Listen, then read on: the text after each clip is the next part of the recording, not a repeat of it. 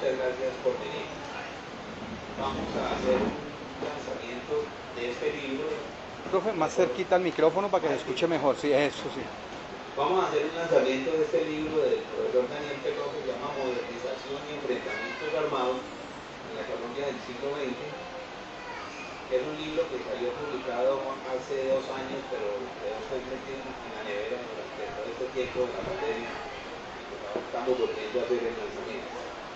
Ahorita les vamos a presentar un video de una charla mía con Daniel Pecó, y ahí pues van ustedes a ver un poco más las características del libro. Como bueno, estos videos circulan mucho y van a llegar a mucha gente, y pues no necesariamente todo el mundo sabe quién es Daniel Pecó, entonces yo les voy a dar una pequeña introducción de Daniel Pecó.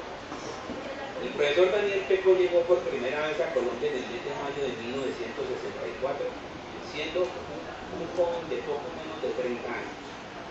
La gran coincidencia es que el mismo día de su llegada, los periódicos traían la noticia del bombardeo del ejército colombiano Marquetalia, una de las llamadas Repúblicas Independientes, donde se había reunido un grupo de campesinos provenientes de la violencia de los años 1950, cuya existencia era absolutamente intolerable para la mentalidad conservadora de la época. Este acontecimiento marcó el inicio de la creación de las modernas guerrillas en Colombia y fue el punto de partida de una nueva etapa del conflicto colombiano. En ese momento Pecó no entendía muy bien lo que estaba pasando, pero creo que tampoco se podía imaginar que buena parte del resto de su vida lo iba a consagrar precisamente al estudio del conflicto. Los resultados de su trabajo se encuentran a la vista de todos. 10 libros publicados, y una gran cantidad de ensayos que aún no han sido recogidos en forma de libros. Podríamos afirmar que entre todos los extranjeros que se dedican al estudio de Colombia, Daniel Pecó ocupa un lugar prominente dada la magnitud de su producción intelectual. No es fácil entender las razones por las cuales un joven académico francés con formación filosófica, salido de la Escuela Normal Superior de París, un centro de estudios donde se han formado los más altos intelectuales e investigadores franceses desde hace más de 2 siglos, Durkheim, Foucault, Bourdieu, Raymond Aron, entre muchos otros, y donde tuvieron su cuna los mayores movimientos intelectuales del siglo XX en Francia, decide escoger a Colombia como uno de los objetivos privilegiados de sus investigaciones, teniendo en cuenta que para él existían en ese momento otras opciones profesionales en Francia o en cualquier otro lugar del mundo, si se quiere, más promisorias. Las razones para no escoger a Colombia eran muchas. Es cierto que los estudios sobre América Latina estaban de moda en ese momento, tal vez por las tensiones que había creado la Revolución Cubana y las nuevas perspectivas que se abrían, pero el caso colombiano no era propiamente el más atractivo. Colombia era un país provinciano, católico, conservador, supremamente cerrado a la influencia externa, con una tradición intelectual supremamente precaria y excesivamente atrapada en el catolicismo y en las redes de una división partidista entre liberales y conservadores, de cuyo sentido difícilmente se podía dar cuenta. Además, el país en ese momento estaba en plena convalescencia de la violencia de los años 50, y como se puede juzgar por la reacción negativa que había suscitado la aparición 2 años antes del libro La violencia en Colombia de Germán Guzmán, Paz Borda y Umaña Luna, las élites políticas dominantes no manifestaban mucho interés por escrutar el significado de ese pasado inmediato, y mucho menos por extraer lecciones o por asumir el inmenso potencial transformador que de allí hubiera podido devolverse. Hay que tener en cuenta igualmente que Colombia estaba por fuera de los modelos dominantes en América Latina, como Brasil, Argentina o México, porque no habíamos conocido gobiernos de carácter populista ni dictaduras militares, salvo la dicta blanda de Rojas Pinilla, y pasaba precisamente por ser un caso atípico en el concierto regional. Uno de los aportes fundamentales del profesor Pecó ha consistido precisamente en ayudarnos a comprender la singularidad del caso colombiano. Es decir, las razones por las cuales en este país, en lugar de una secuencia populismo, militarismo, populismo, democracia, dictadura, democracia o militarismo populista, se combinaban al mismo tiempo el orden y la violencia, la estabilidad institucional y el conflicto. La presencia de altas dosis de violencia no interrumpe la lógica institucional como ha ocurrido en otros países, sino que se integra con ella. Pero el hecho real y cierto es que finalmente el profesor Pecó le gustó y decidió convertir a Colombia en uno de los objetivos fundamentales de su trabajo de investigación. Además, su llegada coincidía con el momento en que las ciencias sociales, en su sentido moderno, comenzaban a desarrollarse en el país. La obra los libros de Pecó son 9. En primer lugar, el libro Política y Sindicalismo en Colombia, publicado en el año 1973, que en los años 70, los que estudiábamos en la universidad en los años 70, los teníamos en la universidad como una lectura obligada. La obra más importante de Pecó es el libro Orden y Violencia, Colombia 1930-1953, que es un estudio que va entre estas fechas, pero con un capítulo sobre la época anterior, y que representa indudablemente pues, uno de los grandes patrimonios actuales de la historiografía colombiana. El tercero de los libros que les Pecó es un libro que se llama Crónicas de 2 décadas de política colombiana, 1968-1978, que se convirtió en una segunda edición en Crónicas de 4 décadas de política colombiana, porque le agregó nuevos capítulos. Años después publicó un libro que se llama Guerra contra la Sociedad, sobre el conflicto en los años 1990.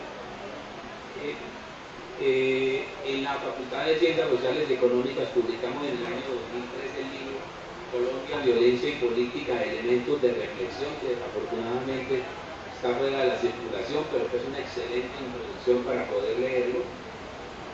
Al año de comenzado el gobierno, Álvaro Uribe publicó el libro Midiendo Fuerzas, balance del primer año del gobierno de Álvaro Uribe Vélez, y un poco después publicó el libro Las FARC, una guerrilla sin fin o sin fines, en el año 2008.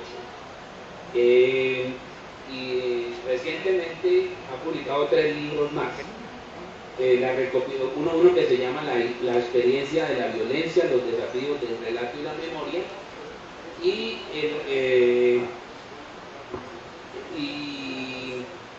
el otro que es el que estamos lanzando hoy en día, hoy que es este.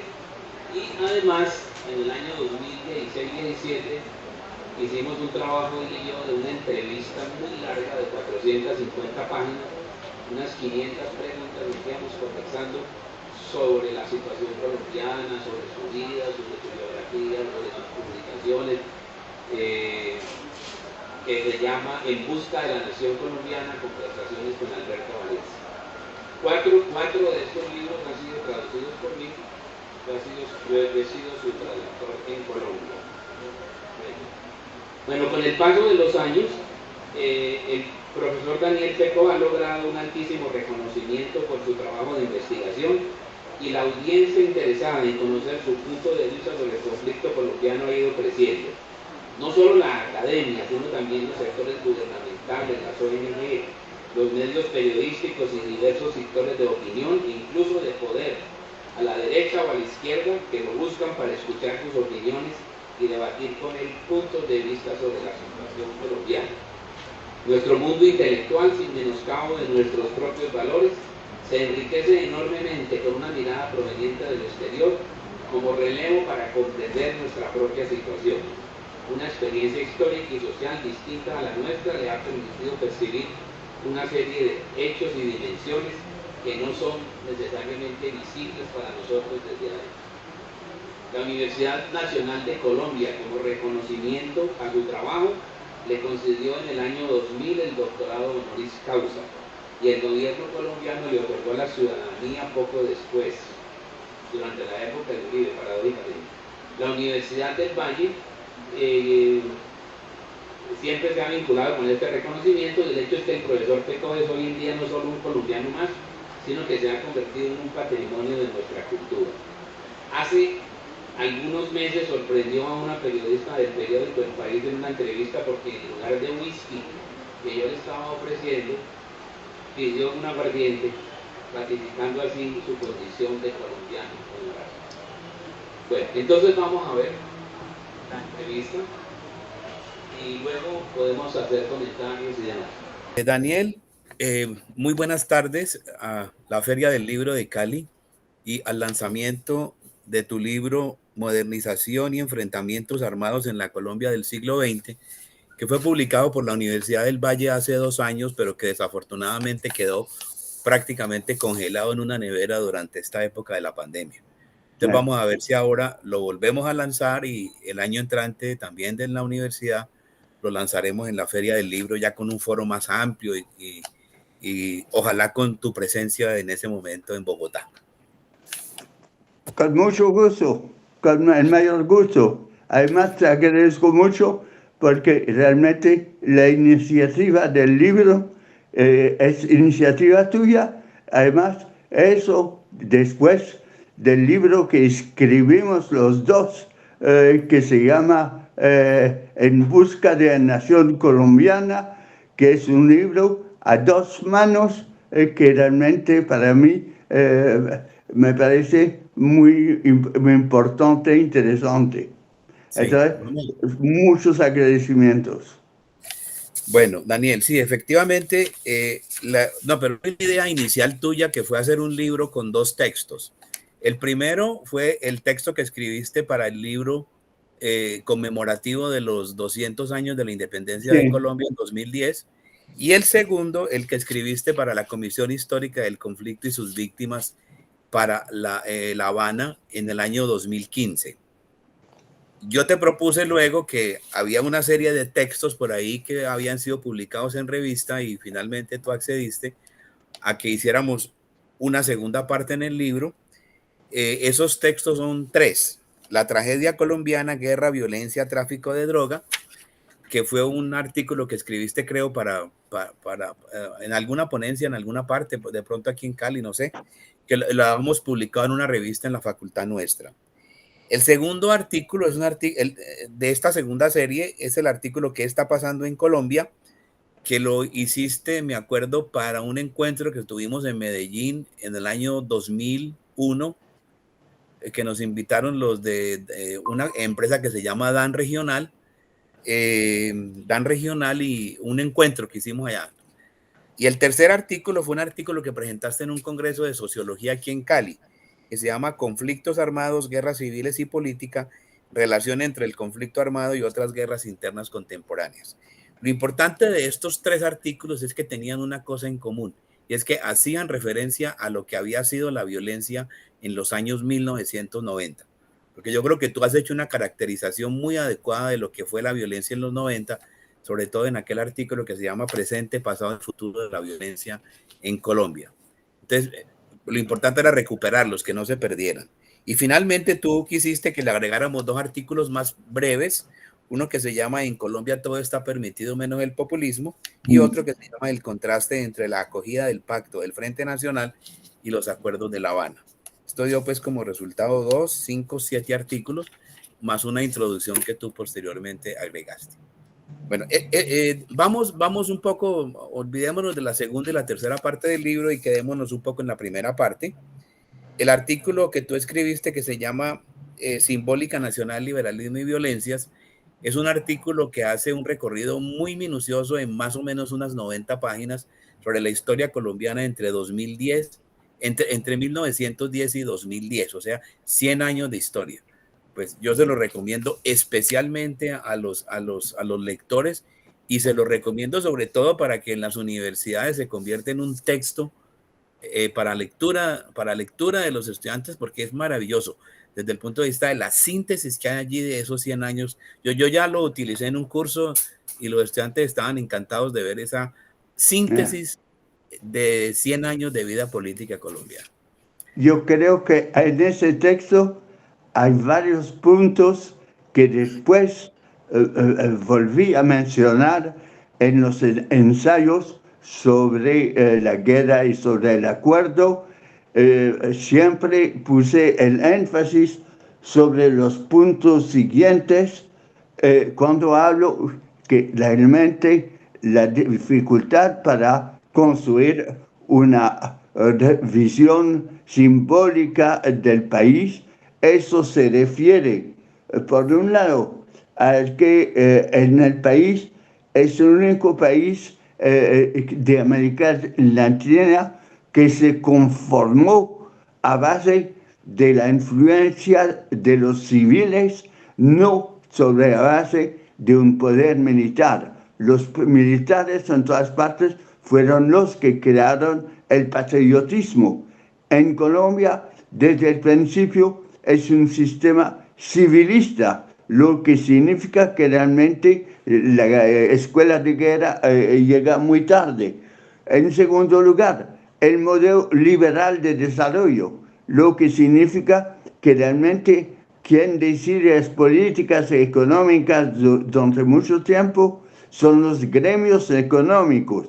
Eso hasta los años 50 o más tarde todavía, y no es ninguna sorpresa si faltan en muchos casos inversiones básicas que supondría más inversión pública. Y por supuesto, el último tema, el bipartidismo, yo creo que es importante en el sentido, ayuda a entender la violencia, siendo que para mí la tesis fundamental es que violencia y estabilidad social van juntos. Es decir, cada momento de violencia ayuda a mantener el equilibrio, el statu quo social.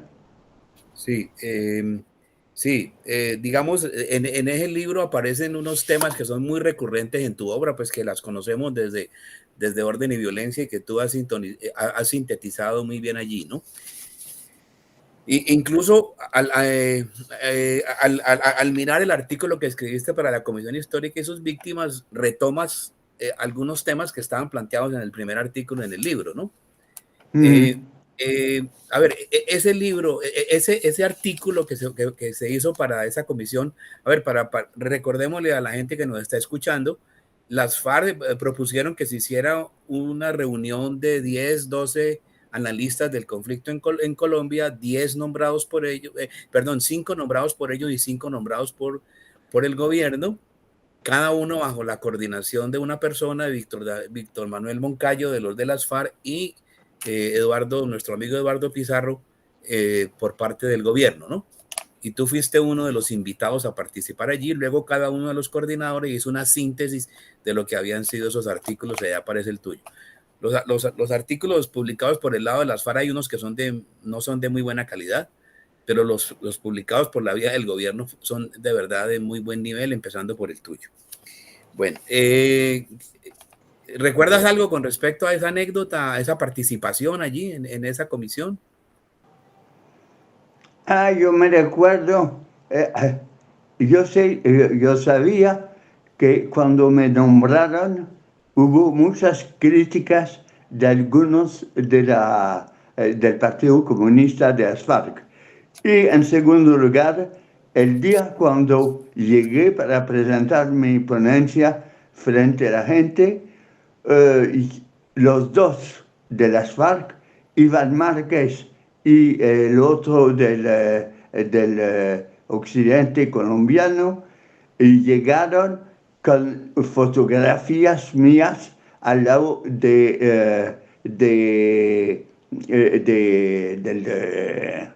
¿cómo se llama? ¿Cómo? Jacobo. No, de Jacobo, porque estuve 3 días con Jacobo y me sacaron muchas fotografías. Y me dijeron, pero usted cómo después pudiste escribir cosas tan feas mientras estuviste muy bien recibido por Jacobo. Sí, yo recuerdo la anécdota que fuiste a hablar con Jacobo y Jacobo estaba leyendo el libro Orden y Violencia, me acuerdo. Y me dijo que estaba plenamente de acuerdo, no tenía sino dos pequeñas cosas, pero tan pequeñas, no me recuerdo cuáles, matices, estaba totalmente de acuerdo. No lo planteaba en el libro. Bueno, Daniel, Este artículo es hecho en el año 2015. 2015. En ese momento no había concluido el proceso, pues no había habido firma ni tampoco plebiscito, ¿no? No, Entonces, bueno, y en ese artículo, pues tú, digamos, retomas, digamos, tres aspectos. Tú haces también un recorrido de la historia de Colombia, así como en el artículo anterior, de una sí, primera parte, donde veo que acentúas temas que eran neurálgicos en la negociación, como por ejemplo la cuestión de la agraria, por ejemplo, que es un tema que tú, ¿sí? La cuestión del sí, origen de las guerrillas. Hay una segunda parte donde tú presentas, en una primera parte hablas de la cuestión agraria, de los partidos políticos, del gaitanismo, la violencia, el Frente Nacional, y concluyes con la Revolución Cubana. En una segunda parte ya vienes a lo más contemporáneo, la irrupción del narcotráfico, el exterminio de la Unión Patriótica, la aparición de los paramilitares, la reforma del 91, la agudización del conflicto entre 1990 y 2005, etcétera, y las responsabilidades del Estado. Y la tercera parte ya entras pues como en una caracterización de lo que está sucediendo más en la actualidad. Interesante que en este artículo pones el énfasis en el hecho de que las violencias contemporáneas hay que entenderla en una secuencia histórica, ¿no? No hay de lo que ha sido la parte anterior, ¿no? Es una idea que siempre tú has promovido, ¿no? sí. Bueno, entonces, bueno, además, en el momento en que escribes este libro, al año siguiente estábamos tú y yo conversando sobre este libro de En busca de la nación Eso. colombiana. En ese mismo momento, y en ese mismo momento, y el capítulo, y el penúltimo capítulo de este libro nuestro es precisamente sobre lo que está sucediendo en el proceso de paz en ese momento. Entonces, lo que te propongo es que pensemos un poquito ahora, 6 años después, ¿sí? 6 o 7 años después, de 2015 hasta ahora, 6 años después, ¿cómo ves tú entonces la situación actual? Por ejemplo, ¿cuál es el balance del proceso de paz 6 años después de escrito ese artículo? Y si me permites una cosa antes, es Dímelo. decir, el título que puse al capítulo de la Eso es bien comisión, muy importante. provocador, Claro, claro. porque el título es un conflicto armado al servicio del statu quo. Es decir, Sí, no puede haber más título más provocador. Toda una guerra, una tremenda, eso para nada, que no sirvió para nada, sino para mantener la tranquilidad de muchos sectores. Ahora, sí, es una tesis, en este caso era muy provocador, en el sí, caso de la anterior violencia, es obvio que la primera violencia significó desorganización de las clases populares y nuevamente el poder de las élites colombianas, pero yo digo, la guerra significó una manera de tregua social para muchos sectores en el sentido que durante 20 años no fueron posibles reivindicaciones populares, no hubo, se acabaron los sindicatos, terminaron muchos movimientos campesinos, la UP se acabó, etcétera, etcétera, lo que significa que realmente al firmar el acuerdo, eso venía después de años en los cuales las élites se habían fortalecido y realmente es muy poco, bueno, en el acuerdo había compromisos del gobierno de la nación con las FARC, estos compromisos no se cumplieron. claro, no, claro, el nombre es muy provocador. Yo recuerdo que tú tenías un nombre más antiséptico, y yo te dije que por qué no le ponías una cosa más mediática, más bomba, sí.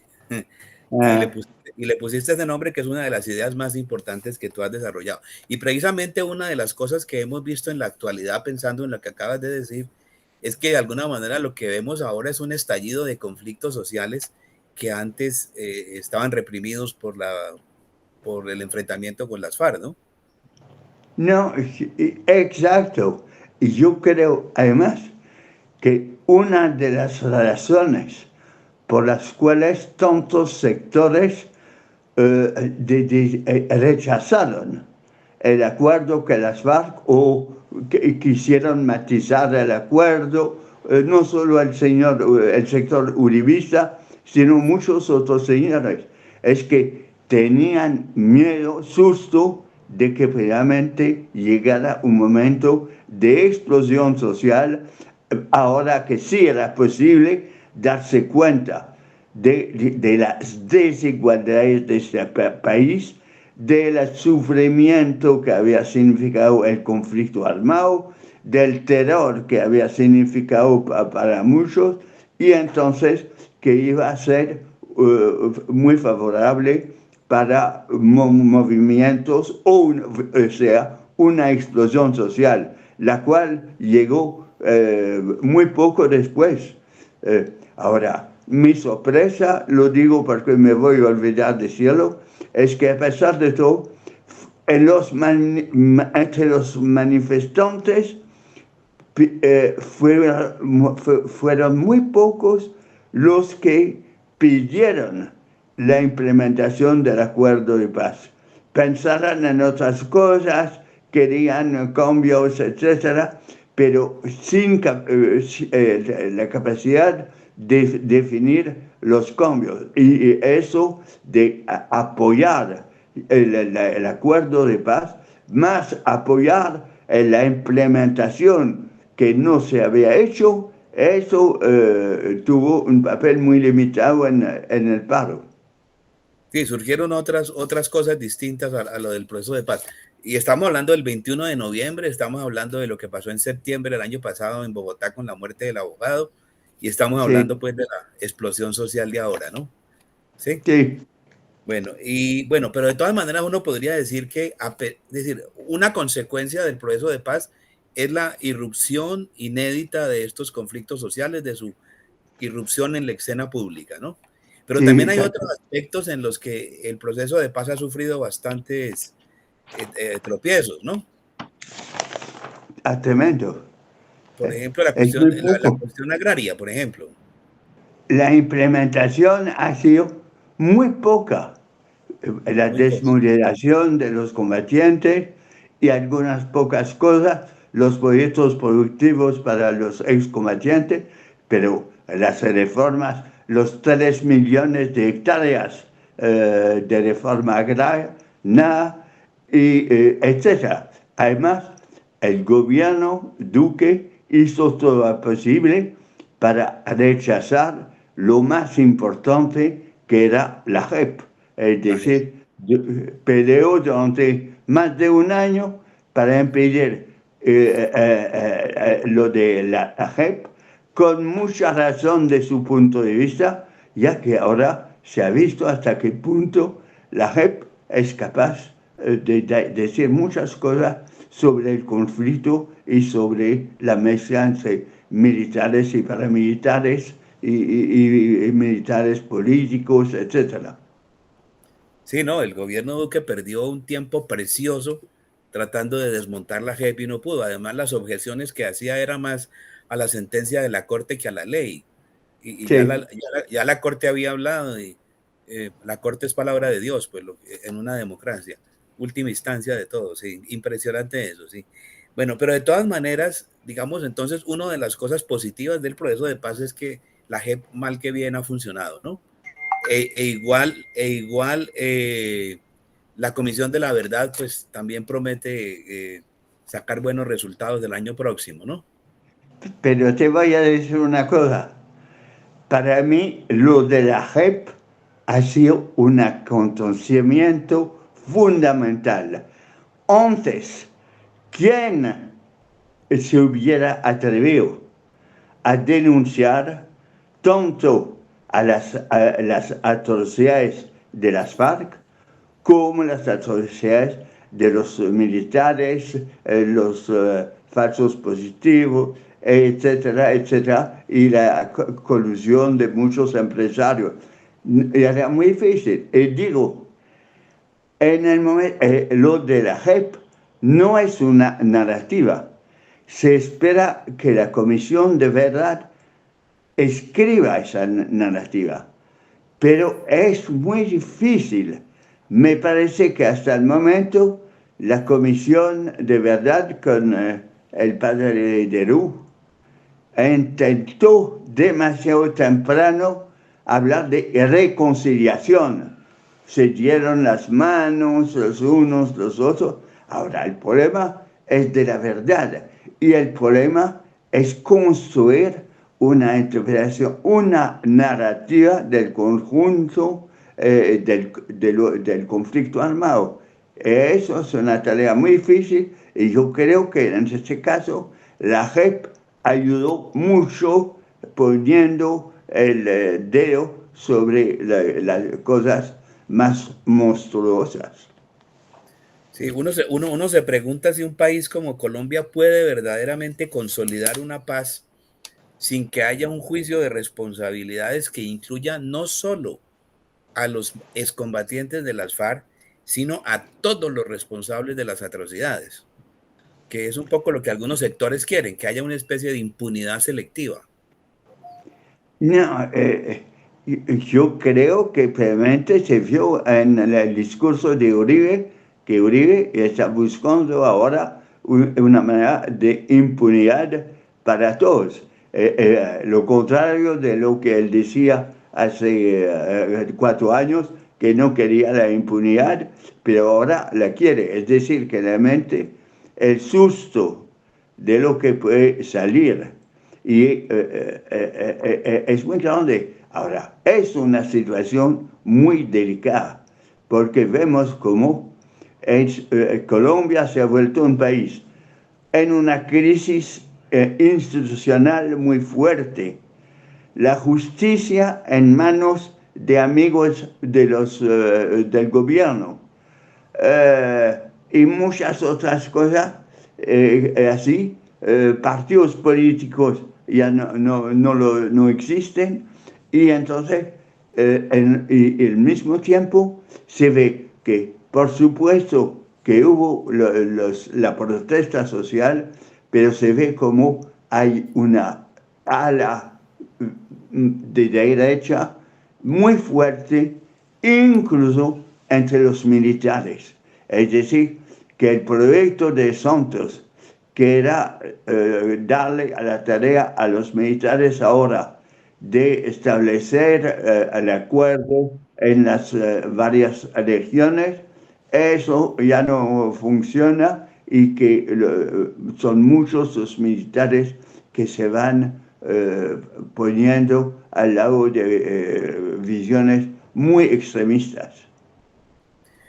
Hay una tesis que ha planteado nuestro amigo Francisco Gutiérrez, y es que estamos a las puertas de un tercer ciclo de violencia. Es decir, lo que observamos inmediatamente después del proceso de la firma de los acuerdos es que bajaron las cifras de violencia. En el Hospital Militar de Bogotá ya no había, las camas estaban vacías con los militares, pero de un momento a otro irrumpe un nuevo ciclo. Podríamos hablar de un tercer ciclo de violencia, que eso, dentro de las alternativas actuales de Colombia, está en un tercer ciclo de violencia. No me gusta mucho la expresión, porque además, una vez más, hay discontinuidades entre todos los episodios de violencia. En segundo lugar, por supuesto que nuevamente va subiendo el número de muertos, asesinatos de líderes sociales, asesinatos de guerrilleros desmovilizados, son muchos, y asesinatos de toda índole.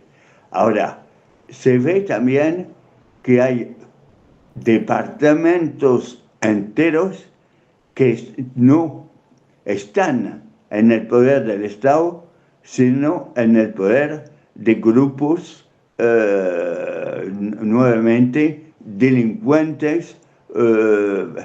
Ahora, yo los llamo grupos delincuentes, ya que hasta el momento me parece que eso hace falta para hablar de una tercera ola de violencia. Es decir, me parece que en la mayoría de los casos esa gente, los insurgentes, los disidentes de las FARC son más bien poco politizados. Los esfuerzos de Iván Márquez con la nueva Marquetalia fracasaron más bien.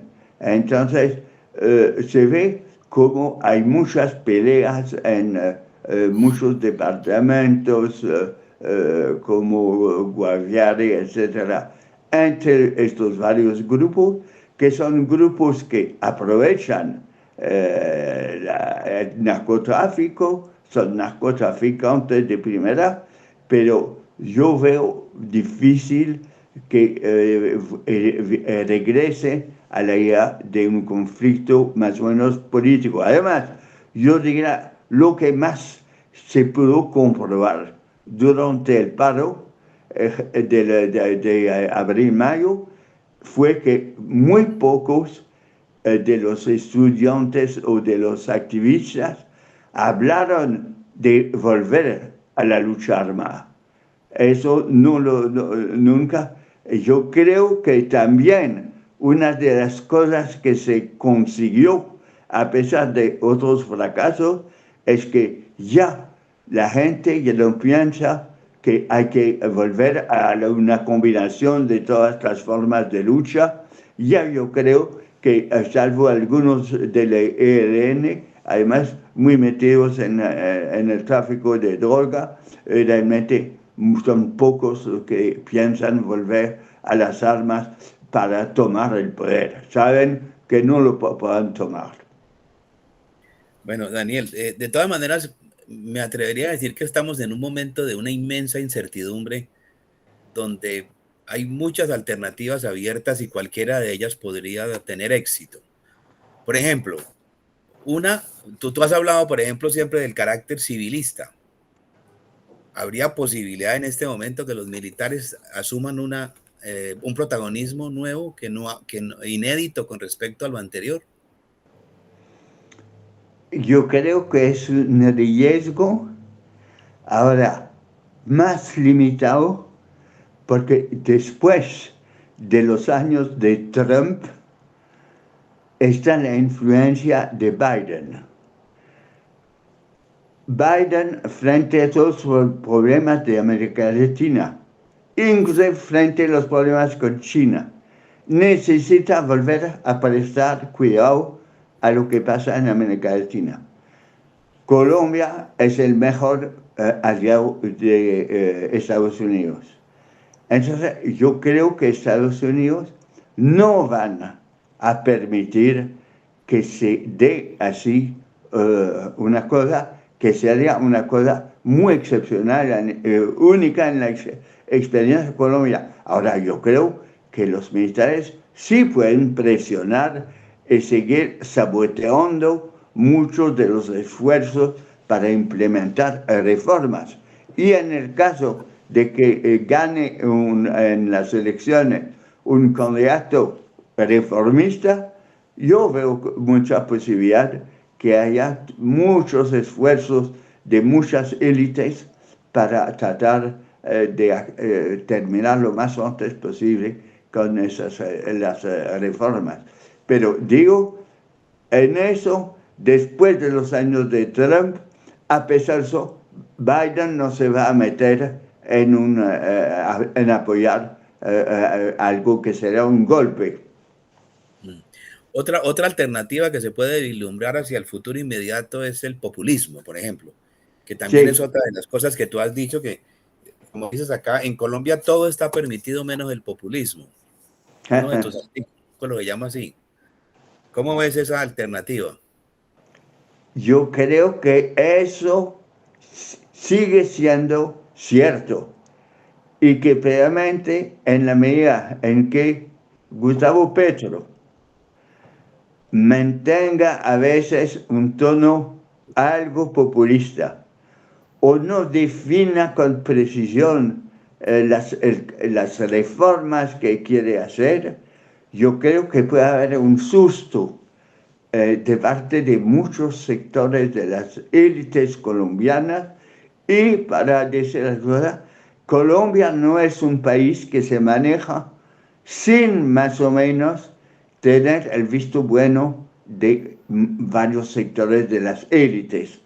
A Gustavo Petro le ha tocado 2 años de alcaldía, después por razones muy discutibles y muy feas lo sacaron. Yo creo que en caso de que intentara realmente hacer reformas y mantener un tono algo populista, habría realmente también un riesgo de un rechazo de parte de sectores importantes de la sociedad. ¿Cómo ves tú desde afuera, allá desde Francia, la actitud de la comunidad internacional frente a lo que está pasando en Colombia, más allá de los Estados Unidos, pues de los otros países? Yo creo que están detrás del acuerdo de paz, pero muchos desde el acuerdo de paz lo acogieron como un triunfo. Es decir, la Unión Europea sigue apoyando a muchas ONGs y muchas cosas y algunos proyectos. Ahora, la Unión Europea no tiene la plata ni la capacidad, pero lo apoya y es muy... Y ahora está también la Corte Penal Internacional. Es decir, el gobierno colombiano no puede hacer lo que quiere con problemas como los falsos positivos. Es decir, no se puede. Es decir, y tiene que aceptar decisiones de la JEP, porque si no, tarde o temprano, la Corte Penal le viene encima. Y se ha visto como ya, volviendo a Estados Unidos, dentro del Senado, son muchos los demócratas que critican al manejo del paro por el gobierno, y yo creo que en Europa también son muchísimas las críticas frente al hecho de que el gobierno Duque no intentó implementar la inmensa cantidad de cláusulas del acuerdo. Daniel, una última o penúltima pregunta es, ¿cómo ves tú en este momento la situación colombiana con los cambios que puedan ocurrir en Venezuela? Porque realmente esa extradición de Saab a los Estados Unidos se convierte pues en una amenaza muy seria para el régimen de Maduro, con todas las cosas que él puede revelar. Y Venezuela efectivamente se encuentra en un punto crítico, tal vez como nunca antes, ¿sí? Y eso, lo que pasa allá tiene una incidencia muy fuerte en lo que ocurre acá, ¿no? Más allá pues de la migración, ¿no? Sí, yo creo que es el problema que nadie tiene la solución, ¿no? La política de Colombia me parece muy pobre y en lugar de tratar de abrir una posibilidad de discutir y de contacto con... y claro que son varios los casos en que un gobierno como es el gobierno de Maduro, que gobierna en medio de una crisis increíble de la sociedad, es muy frágil. Y ahora, yo ya no creo, en el tiempo de Trump se podía pensar que Estados Unidos quería utilizar a Colombia para golpes, operaciones militares. Me parece que no, se está esperando cómo evoluciona, no sé, evoluciona la situación, pero es cierto que es muy peligroso, y siendo para Colombia, con esa zona fronteriza tan importante, es sumamente peligroso. La última noticia de las últimas 24 horas es la captura de Otoniel. Darío Darío Úrsula, Sí, sí, sí. que se celebra pues con grandes titulares, pero pues no creo que se puedan hacer tantas ilusiones con respecto a lo que significa eso. No, estoy de acuerdo, pero es un éxito, me parece muy bien, pero claro que otro va a tomar el mismo lugar de Otoñel, yo creo que hasta el momento. No, y además cuando hablo del narcotráfico, realmente lo que quiero subrayar es que también es el hecho de la corrupción institucional que prevalece en Colombia, que es un efecto del narcotráfico en gran medida, que es increíble cómo ese país se ha vuelto un país con un grado tan alto de corrupción. Eh, Sí, eso es una de las tareas que le hubiera podido dar forma al gobierno de Duque, pero él no lo entendió, que fue la lucha contra la corrupción, ¿no? no, Él no hizo nada. no hizo nada y Además, hubo muchos corruptos al lado de él, ¿no?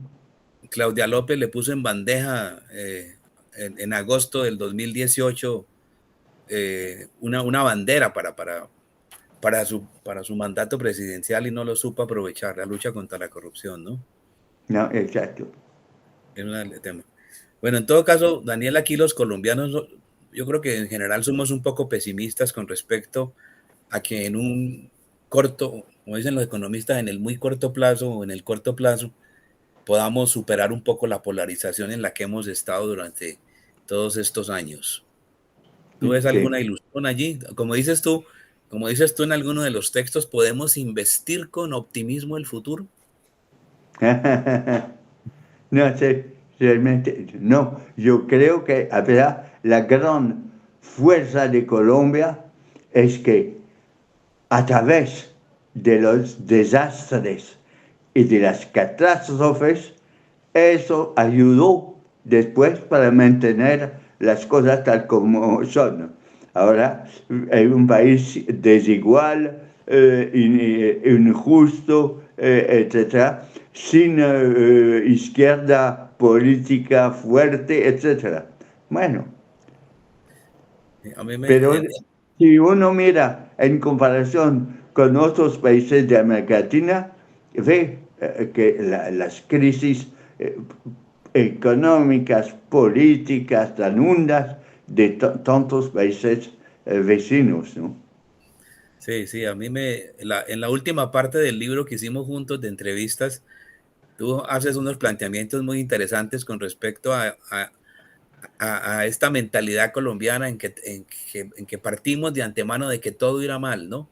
¿En qué momento, Sí, en qué momento se jodió Medellín? ¿En qué momento se jodió Colombia? Sí, sí, como si no hubiera salida, pues. De hecho, no. Sí, exacto. como el libro Cien años de soledad, que es un libro profundamente pesimista, por ejemplo. Sí, es el libro de la gran fatalidad histórica colombiana, ¿no? La primera vez que llegué a Colombia con mi familia, varios amigos colombianos me dijeron que no había ningún lugar donde alojarse con seguridad, que el único lugar era el Hotel Tequendama y quedar encerrado en el Hotel Tequendama, lo que además era muy peligroso. Y ya llevas más de 50 años de venir a Colombia, ¿no? Sí, sí. Ahora les contaremos a las personas que asisten al acto. Daniel, entonces creo que muchas gracias por la disponibilidad No, y las respuestas que has dado, excelentes, para que continuemos el debate aquí de lo que pasa en este país. gracias. Y Muchas esperamos, gracias a ti y gracias realmente por la colaboración que hemos tenido a lo largo de los años. Muchas gracias, te estoy muy agradecido. sí, tenemos como 35 años de trabajar cosas juntos. Bueno, Sí. Bueno, Daniel, muchas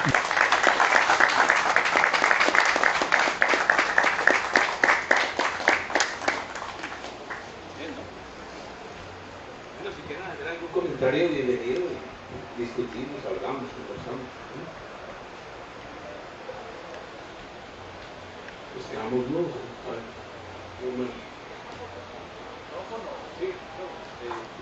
No, ven porque es que no alcanza hasta allá el cable.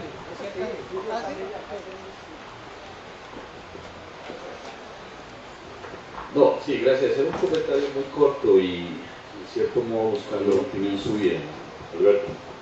En el libro que usted cita de Francisco Gutiérrez, hay una tesis que es interesante acerca de que para romper, digamos, ese tercer ciclo de guerra en Colombia, la posibilidad de un tercer ciclo, hay algo que ineluctablemente debe hacerse, que es derrotar políticamente el uribismo. De no ser posible eso, es muy probable pues, que el desarrollo de ese tercer ciclo siga tomando la fuerza que en este momento uno advierte. Particularmente yo tengo la visión de que hay una discusión muy grande entre los sectores populares, la clase media, el empresariado, digamos, progresista, en saber quién es, digamos, el protagonista de esa derrota del uribismo.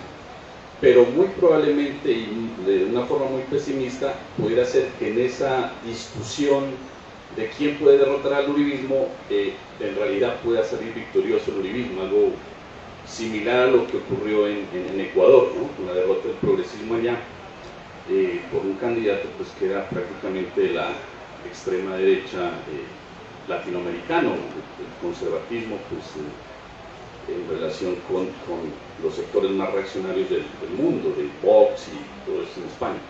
Sí quisiera saber cuál es su idea sobre ese planteamiento de Gutiérrez Sanín, que me parece muy, muy interesante. Gracias. Bueno, a mí lo que me parece importante no es tanto derrotar el uribismo, yo creo que uribismo habrá en Colombia para rato todavía. Lo que me parece es que ojalá pudiéramos llegar a un acuerdo con respecto a ciertos aspectos fundamentales, y para mí el elemento más importante, el origen de la polarización en Colombia, es el hecho de que la JEP haya establecido la idea de que hay que asumir todas las responsabilidades de las FARC, las responsabilidades de los militares, las responsabilidades de los paramilitares y las responsabilidades de grupos de civiles. Para mí es el punto más importante. Si se pudiera sacar adelante un verdadero juicio de responsabilidades frente a los individuos, a lo mejor podemos estar frente a una posibilidad de una paz más estable y más duradera. Y no creo que el uribismo vaya a desaparecer de un día para otro. Y además yo creo que no es un problema de personas, en últimas, de quién va a derrotar al otro, ¿sí? Sino más bien cómo estas lógicas pueden imponerse y predominar. Y ahí no es un problema de quién derrote a quién, sino que es una confluencia de muchas fuerzas venidas de muy diversos lugares, entre ellas, por ejemplo, la comunidad internacional, que es una presión fundamental en Colombia para que haya una verdadera justicia interna. Alberto. Gracias. Muy buena la charla con Daniel Picó, trayendo de nuevo puntos que ha hecho efectivamente, pero que son realmente muy importantes en la interpretación de lo que ha sucedido en Colombia. Mencionó algo que a mí me parece importante, más allá de lo de la JEP, con lo que estoy de acuerdo, y es, digamos, lo que se viene con la Comisión de la Verdad y con un relato, alguna interpretación sobre lo que está sucediendo. A mí me parece que esa es una tarea supremamente difícil, lo señala también poco, pero importantísimo. A mí me parece que hay que acompañar a la Comisión de la Verdad, porque también están moviendo el andamio desde muchos lugares y en muchos sitios, pero la principal responsabilidad que tiene no es tanto de hacer investigaciones sobre lo que sucede en Colombia, sino de hacer un relato, digamos, de lo que sucedió.